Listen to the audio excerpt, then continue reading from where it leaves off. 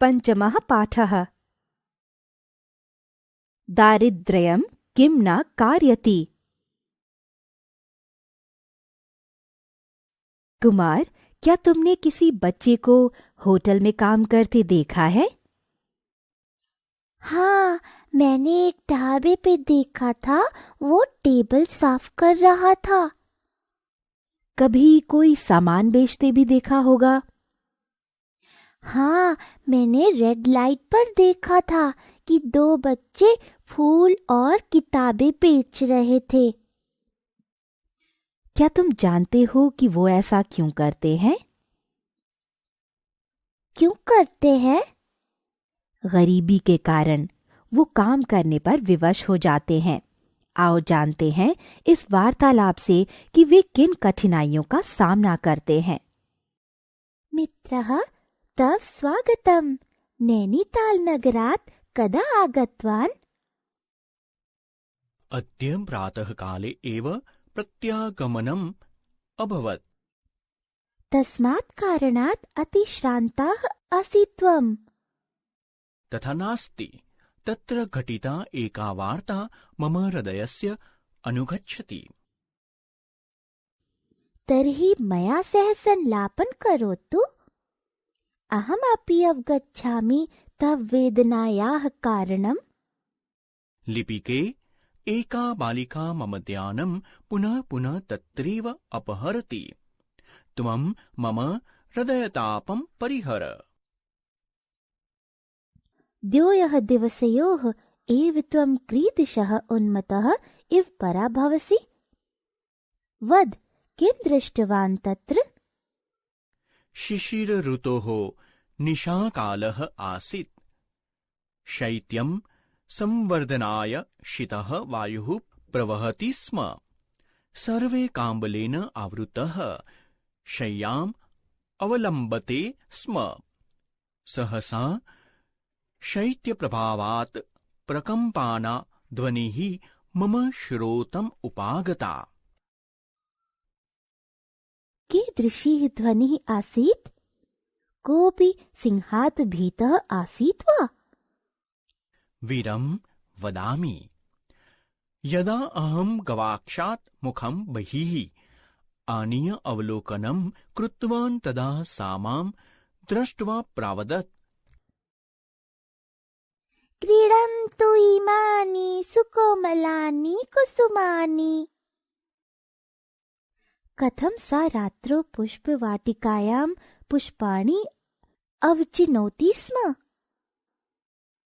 न जानामि, परं ताम उपगम्य अहम् उक्तवान्, शैत्यम् उपेक्षसि त्वं? प्रकम्पमानं तव शरीरं वीक्ष्य करुणार्द्रः मम हृदयः यत् पठनस्य क्रीडनस्य च काले त्वं जीवनयापनाय प्रचिन्तयसि। तदा सा प्रत्यवदत्। अहो, दारिद्र्यं किं न कारयति? सर्वाणि दुःखानि ततः एव उद्भवन्ति। प्रभो, मम माता पिता च रुग्णौ स्तः। मम ज्येष्ठः भ्राता पङ्गुः मूकश्च। अनुजः बालः एव अस्ति। आदिनात् वयं किमपि न अखादाम। दिने तु अहं कर्णकरीरूपेण सीमा भगिन्याः गृहे आचरामि। अद्य सा परिणस्य आमन्त्रणे कुत्रापि गच्छति। महोदय, पुष्पाणि क्रीत्वा उपकरोति। तदा किं प्रार्थितवती सा? सर्ववृत्तान्त विचिन्त्य अहं सर्वाणि कुसुमानि स्वीकृत्य तस्यै 100 रूप्यकाणि दत्तवान्। अहमपि अनुभवामि तस्याः वेदना। रूप्यकाणि स्वीकृत्य सा सन्तुष्टा इव व्यवहरति स्म।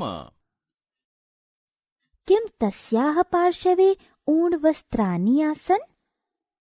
न, सा समीपे एव एकस्मिन् ठेलायानस्य अधः निवसति स्म।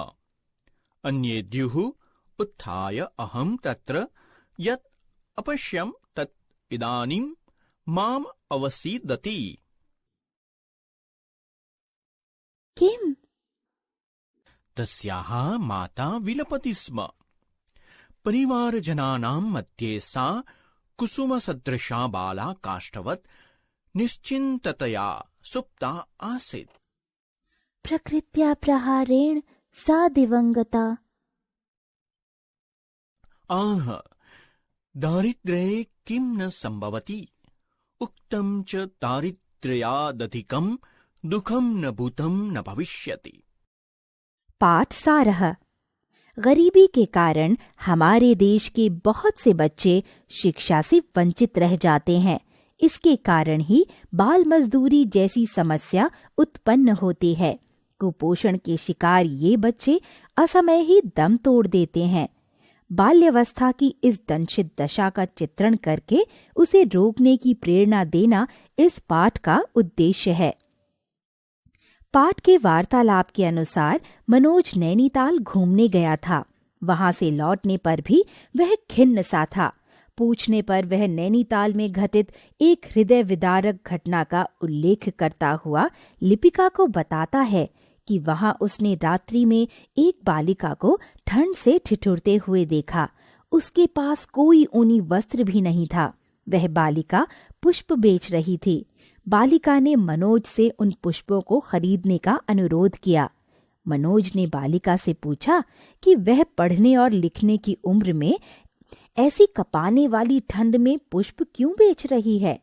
उस बालिका ने बताया कि दरिद्रता व्यक्ति से क्या नहीं कराती है, वही सब दुखों का कारण है।